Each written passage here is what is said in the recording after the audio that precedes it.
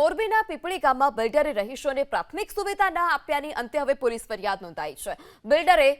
માનસધામ, ગોકુલધામ અને ત્રિલોકધામની સોસાયટી બનાવી જ્યાં 300 પરિવારો રહે છે। વિનોદ પરમાર નામના ફરિયાદીએ નોંધાવેલી છેતરપિંડીની ફરિયાદ અનુસાર બિલ્ડરે રસ્તા, પાણી, કોમન પ્લોટ સહિતની સુવિધા આપવાનું વચન આપ્યું હતું, પરંતુ આજ દિન સુધી સોસાયટીના રહીશોને પ્રાથમિક સુવિધા પણ નથી મળી। સમગ્ર મામલે ગ્રામજનોએ ગ્રામ પંચાયતમાં રજૂઆત કરી તો જાણવા મળ્યું કે બિલ્ડરે સોસાયટીના દસ્તાવેજોની નોંધણી જ નથી કરાવી, એટલે ગ્રામ પંચાયતે સુવિધા આપવાનો ઇનકાર કર્યો। આરોપ છે કે બિલ્ડરે રહીશોને દસ્તાવેજની નકલ પણ નથી આપી। આ સમગ્ર મામલે મનીષ કાલરિયા, ચિંતન ગામી, મહેરસિંહ જાડેજા, રાજદીપ ગામી,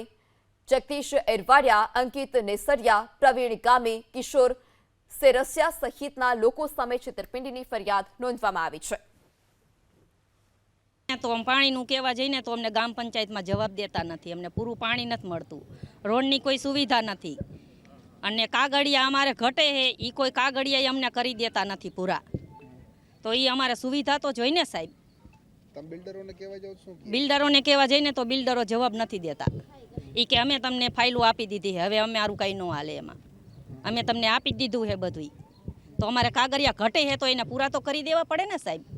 તો અમે શું કરી, કાગળિયા અમે અત્યારે મારે વેરો ભરવા જવું છે તો વેરો ગામ પંચાયતમાં જાય છે તો કે વેરાના કાગળિયા તમારે અગર નથી તો તમે કાગળિયા પૂરા કરો, તો બિલ્ડરને કહીશી તો બિલ્ડર અમને ના પાડે છે કે કાગળિયા તમને નથી, તમને દસ્તાવેજ દઈ દીધું છે, હવે તમે કાગળિયા તમારી રીતે કરી દો કે, તો 5-5 હજાર કાગળિયાના લેશે, તો અમે ગરીબ માણસ 5-5 હજાર ક્યાંથી કાગળિયાના કાઢી।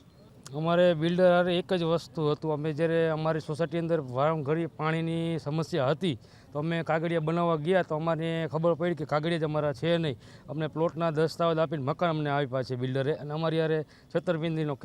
દાવો અમે એની યારે પોલીસ સ્ટેશને કરેલો છે, પણ અમે લોકોએ બિલ્ડરે અમને કીધું કે તમારે થાય એ કરી લ્યો, તમારે કાંઈ નથી થવાનું। રસ્તાનું કીધું હતું કે અમે ભાઈ રસ્તા તમને રોડ સુધી પહોંચાડી દેશું, તો રસ્તા કોઈ જાતના એને કરી દીધેલા નથી। અંદર